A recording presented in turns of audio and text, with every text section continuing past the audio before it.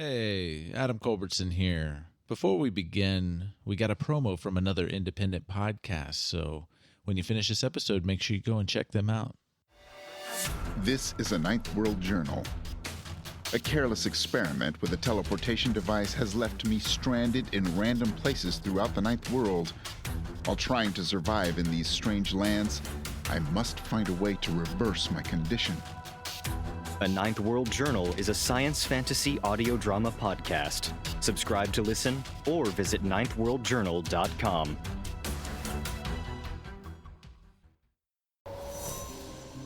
Steal your mind, for eldritch horrors of the universe unknown. For what is to follow is a tale of intrigue, mystery, and madness. You're listening to Microphones and Monsters.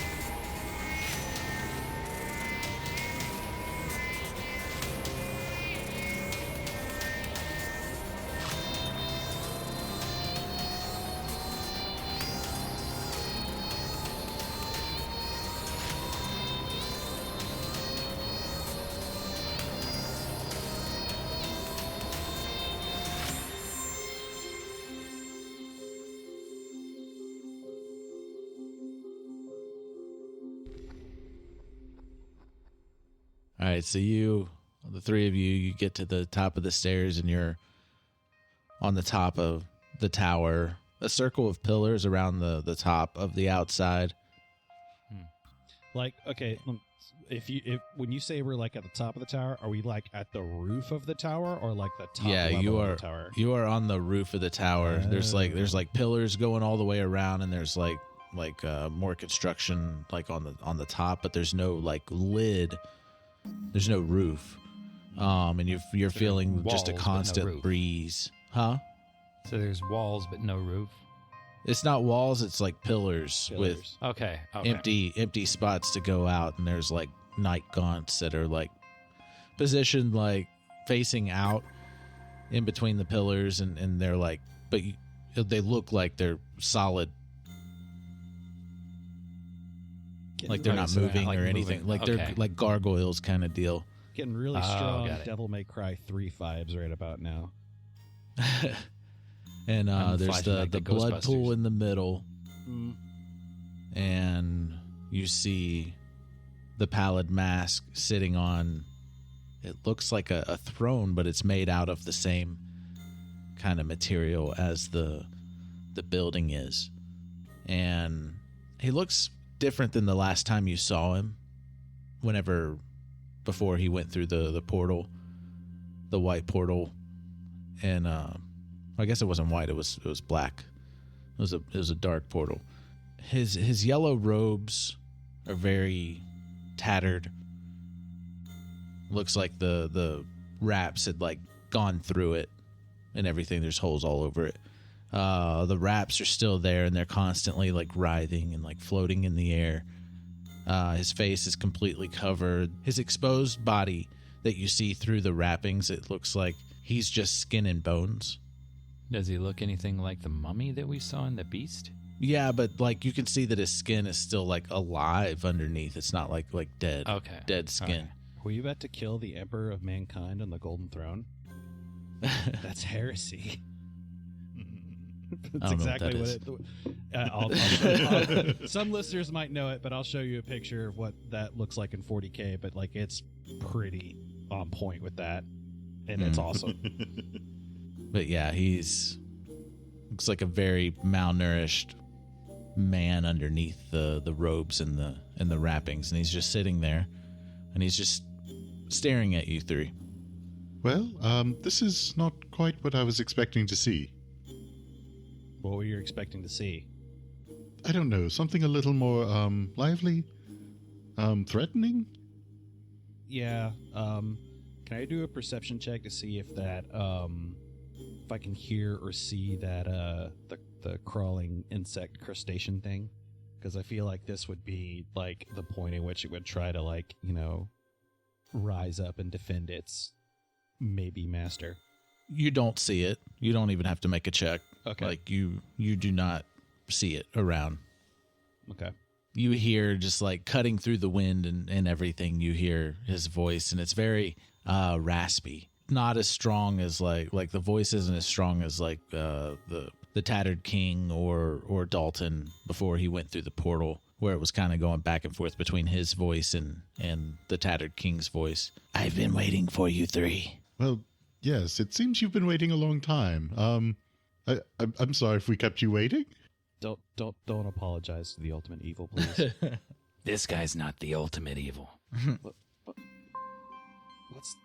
Yes, I mean, after all, we were told he is, at best, really just a part of a greater being, even. Yeah, like a puppet. Yeah, I guess that is kind of apt, yes. Okay. Yes, I am separated from my ultimate power, but that does not make me weak. No, apparently sitting down for, a year now? Probably did that. Yeah. You should get up and, you know, do some stretches, calisthenics. I mean, what do I know? I'm a doctor. When Victor saw the memory, he did see that the pallid mask wasn't sitting down. He was standing and walking and everything in that memory. He was stretching his legs. From the night gun. Yeah. Doing some bends. Yeah, but I can't control what these two say. And then you hear a pop sound, and he just goes like, "Oh no!" And he's been sitting ever since. Mm-hmm. It seems my assassins did not take care of you. Oh, they tried.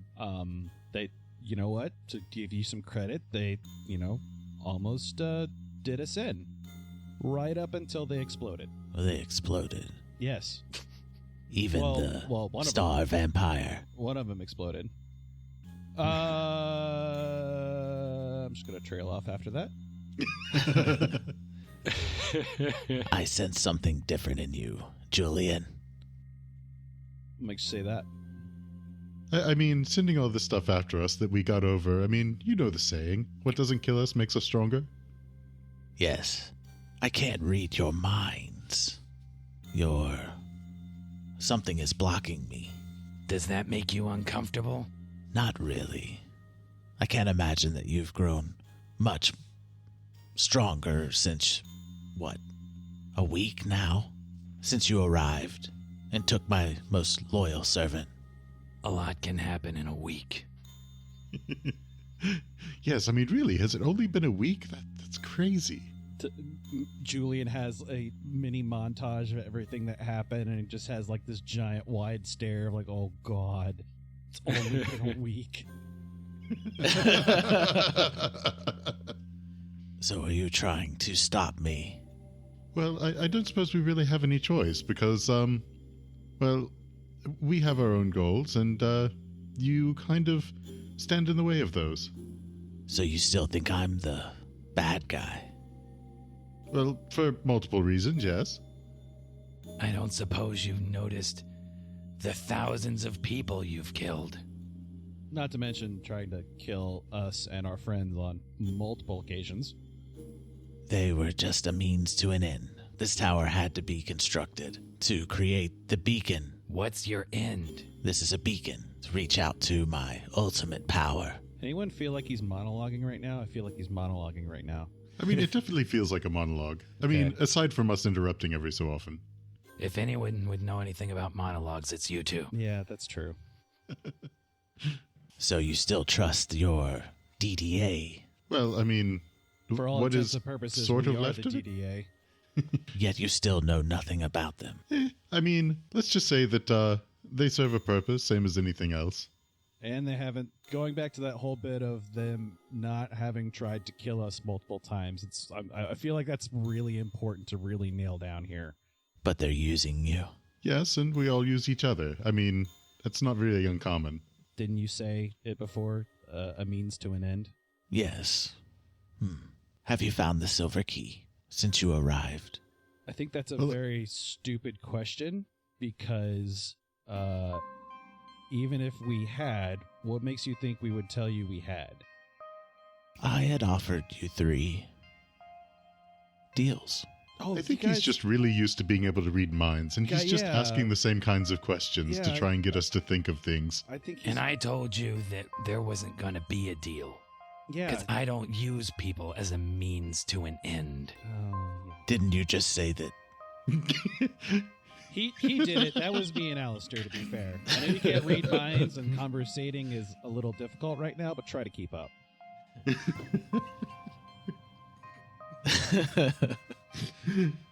But you have no problem with the DDA using you. You haven't told us what your end is. You refuse to tell us. You try to entice us with what we want. And you won't be clear. What are you trying to do? What do you know of the multiverse? Actually, a little more than I did a week ago, apparently. Yeah, it's very funny you should mention that. Come across a couple of people that it was very obvious they did come from around here. Though it does bring up the important question. What is exactly the purpose of these shields? Shields? To keep us from reaching the center. Because what would happen exactly? He's going to... Was it major image? He could have just set up a TV. We know what those are. I just want to make sure I know the spell right. Let's go to the videotape. I'm going to draw the roof now. The roof is on fire. We don't need no water, let the motherfucker burn. Calm down, Julian. Y'all are just standing beside each other, all 3 of you. Looking like heroes. I mean, yeah. Hopefully. Who's in the middle? Okay, you're facing the king. The blood pool's in front of you. The center of the tower, and then who's in the middle, and then who's on the left and the right when you're facing the king. Like I don't know about anybody else's mental image, but I was kind of imagining myself in the middle. Okay. That's what I was imagining. Yeah. Because just There's us this flanking the aesthetic little cat. symmetry to that, like having like What's taller the person, what was the small order cat, of the taller picture person. we have? Yeah. So let's do it by the order of the picture of us in the portal. So Yeah. Aleister in the Yeah. middle, and then Julian on the right. and then and Victor on the left. That's pretty Yeah. iconic. Okay, yeah. And you're lined up like even with the king. Or the pallid mask. I wrote K. Now I wrote PM. PM. Okay. I spelled Vag again. I don't know if y'all could see that. Okay. Vag.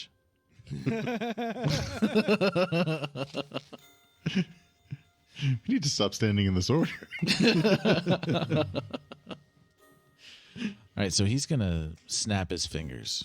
All right, so and then the center of the top of the tower, over the blood pool, it's like this star chart, this like big 3D star chart that's like a 20-foot cube area in front of you. And you see this huge, bright white center. And then outside of it, there's connecting all these different swirls and everything of these different universes that branch out from it, and it seems to be just endless. And he's like zooming it out to where the center keeps getting smaller, and it just keeps expanding all these different universes. So at the center there is I guess what you would call a god, much like myself in full form.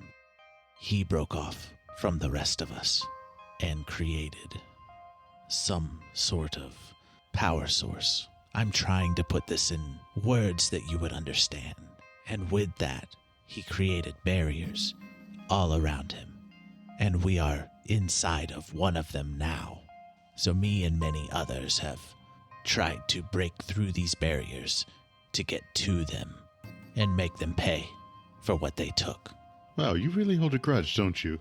It's not just me. And what they took was That power source. So instead of letting people live their lives peacefully for the most part. You kill them. You turn them into crazed maniacs so that you can get some power back. You were just created to... You were just created as a barrier. No other purpose. We were created as a barrier? Everything inside of this universe. Okay. It seems to me there's probably more to it than just that. I mean, if the entire point was to build barriers, it seems there are more efficient ways to do so. I do not know the intentions behind these shields. It is interesting every single one has... You do seem to have a mind of your own which causes distractions and annoyances.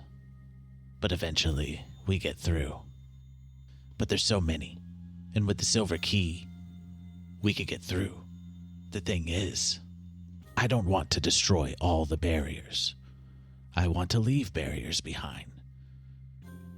But I need to get to the center before others do. And I need the silver key for that. So this still seems like more of a means and not really an end. Surely you want something more than just obtaining the power?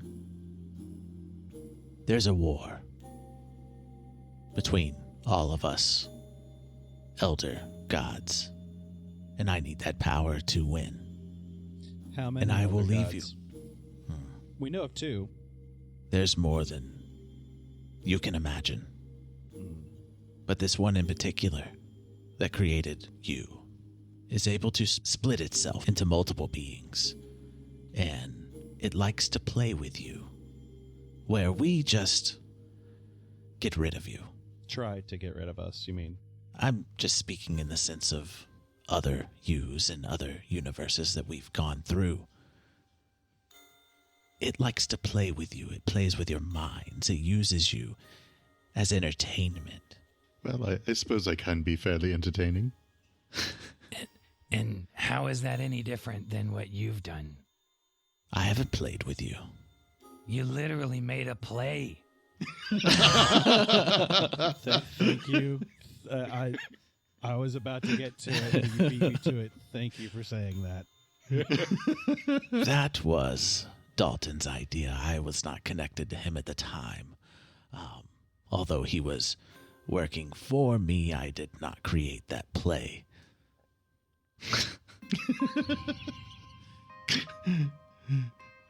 I like when we make him feel like he has to explain himself to us. He can't lie to you. He cannot lie to you. And y'all can't lie to him. Although we kind of can now? Yeah, in a way. We can lie to him, but he's got like a perception of like 30 or something. So we just have to lie so great that he buys it. So, are you going to stand aside, help me, or continue to get in the way? Well, see, the thing is, I know I, for one, have my own goals, which, as I said before, you're kind of in the way of. Yes, you're still wanting Evangeline. Yes, and as I'm sure you probably recall from before, I have no qualms about doing some very drastic things to make that happen. Or we could make that happen together. Yes, but again, you're kind of in my way. Like I said, I would give you everything. I would give you Evangeline, your Evangeline, not a alternate version of Evangeline. And I will give you your own universe. I will even shield it from other beings similar to myself. Yes, but see, the thing is, that's all contingent on you actually winning this war you spoke of. And I think, as things are right now, I may like my chances of going it alone at least as much. Well, with the silver key, it could happen a whole lot sooner. Yes, but you don't actually know where the key is, do you? In fact, nobody does. Well, it seems a enemy of mine has found the whereabouts. And I am watching her. Well, in any case, I don't think we're really getting anywhere here. Yes, this is basically a continuation of the same conversation that we had at the portal back in our world. And you gave us those offers. Although, there was some very good information provided, so thank you for that, at least. Only now. You've managed to piss off the two of us that might have been susceptible. Why must you be so difficult? I mean, have you met me? This isn't really a change. He's going to snap his finger with this really skinny, bony, skinned hands. Finger flies Really- off. This is a really dusty sounding He snap. literally snaps his finger. It just pops right off. And from the ground, or well, not from the roof, multiple humanoids start raising up from the ground, and you see a zombified Gerbo, Gertie, Chandira, Sheriff Barham. Yeah, you see those four. What do you mean by zombified? They're like They're dead? like they're undead, Necromancy. Okay. and they start walking towards you. And roll for initiative. Yay! No, wait. You can have whatever you want. I'm sorry. Oh, shit. I rolled a 7. Oh, that's no good. I rolled a 19. That's very good.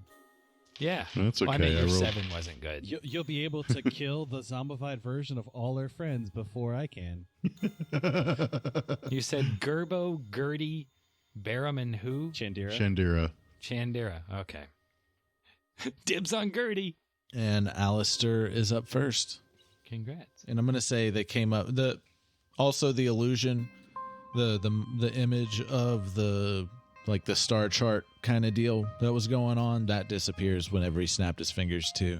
And then there's two zombies on both sides of the blood portal.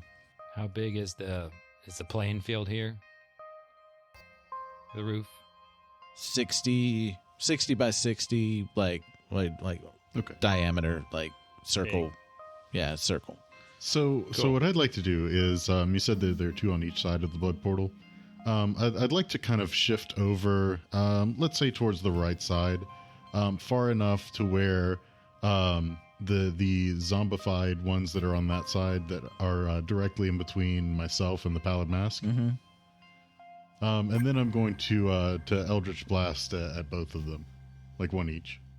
So you're putting the two of the zombies in between you and the pallid mask directly? Yeah. Okay. That'd be 35 movement to get in Yeah. that position. Yep. That's Okay. fine. We haven't done a big battle in a while. Yep. It's been little tiny battles. Yeah, I so the remember that last first- big battle. Mm-hmm.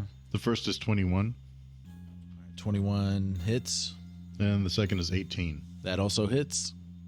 So whoever the first one is, the one closer to the portal, I guess, or the blood pool, I guess, Uh-huh. will take 17 damage All right. and get pushed 10 feet. Okay. And the other will take 14 damage and get pushed 10 feet. So yeah, you shove them back 10 feet and they fall just short of the pallid mask's throne, and then they just melt into the ground, or melt into the roof. Trying to make a statement, okay? The floor. They melt into the floor. Yeah. Melt. Out of curiosity, which two? We'll say Chandira and Sheriff Barham. Or Barham. Yeah, I fought the law and I won. The other side is Gerbo and Gertie. Their zombies are still up. They're zombified bodies. So Chandira and the sheriff zombies went down. Yes.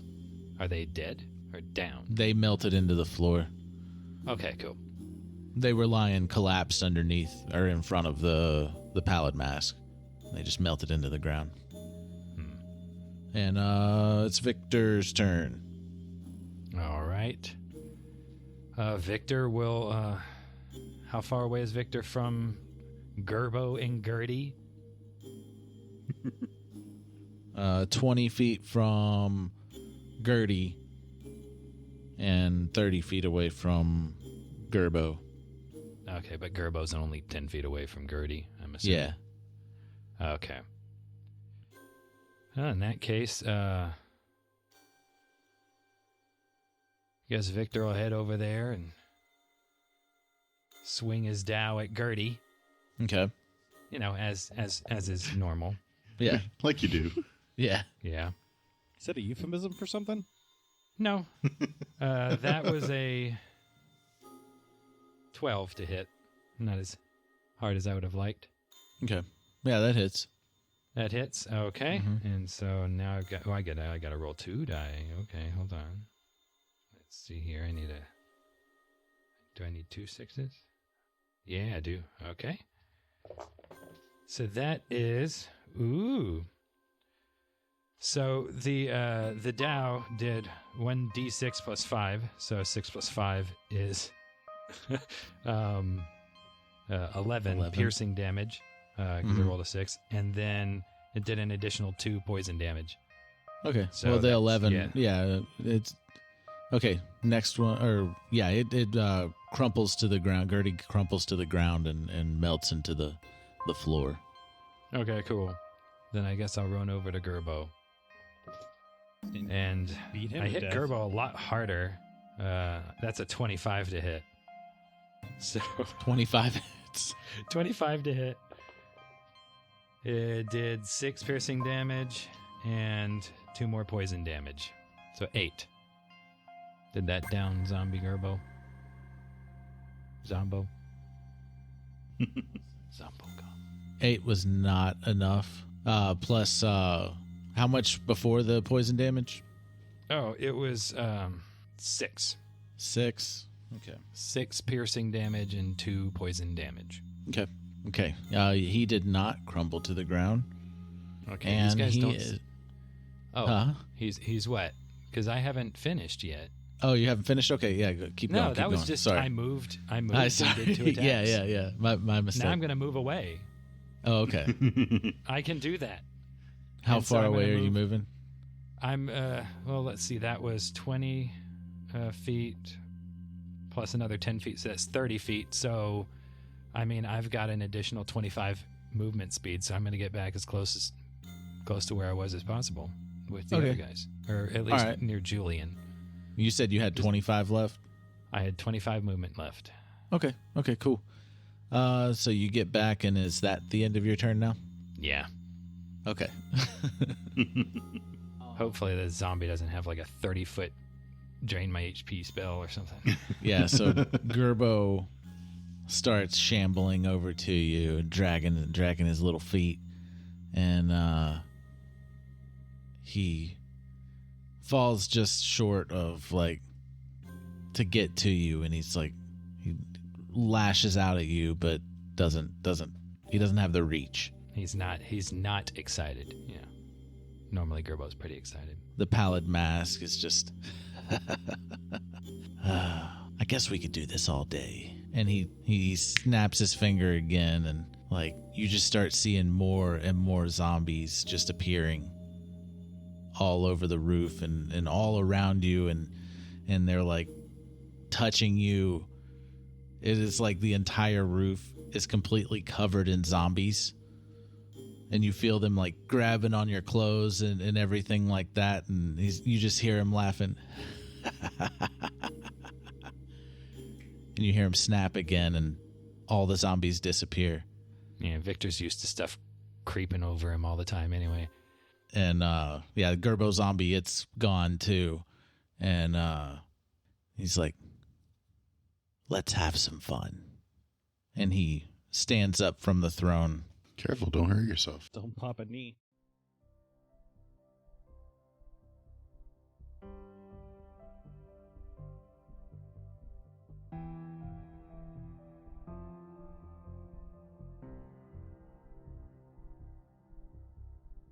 Dear Diary, this is my 3rd entry, very possibly the last.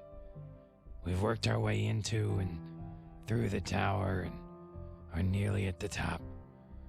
It is the beast, and it tried to create images to scare me or entice me somehow, slow me down or something. But I don't need to waste time dwelling on the past right now. Everything's been so confusing anyway recently. I can't imagine it would do me any good. Julian seems out of it, distant. So I know the beast's illusions got to him. And Aleister just keeps pretending like nothing is wrong. This Dalton, Pallid, Mask, Haster, whatever is really dangerous, and I need these two at their best. I'm scared, tired, and just want this to be over with. If I can figure out what this guy wants, maybe I can use it against him. I suppose that's why I'm the one with this fan. I guess I just hope we can pull it off. If we make it through, I'll give you an update. Victor. Hey everybody, it's Steven.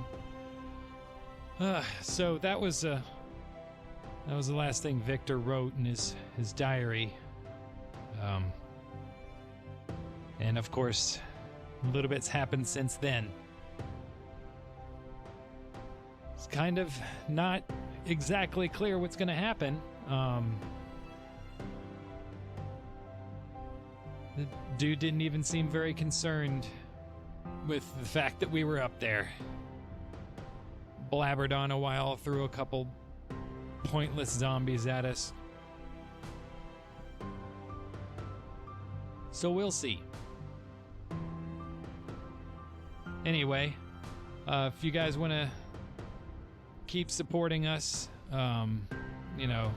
cheer us on, tune in every week. We'd really appreciate it. We appreciate all the people who listen. We appreciate all the people who give. We do have a Patreon. And just the enthusiasm, especially since we're coming up towards the season finale of season 2. It's crazy to think that we've been doing this for over a year now. And so just thanks. All music was written and produced by Marco Mazzei at Fallen Highway Studios. All the links to everything concerning the podcast can be found at microphonesandmonsters.com. And thanks for listening. Have a good one.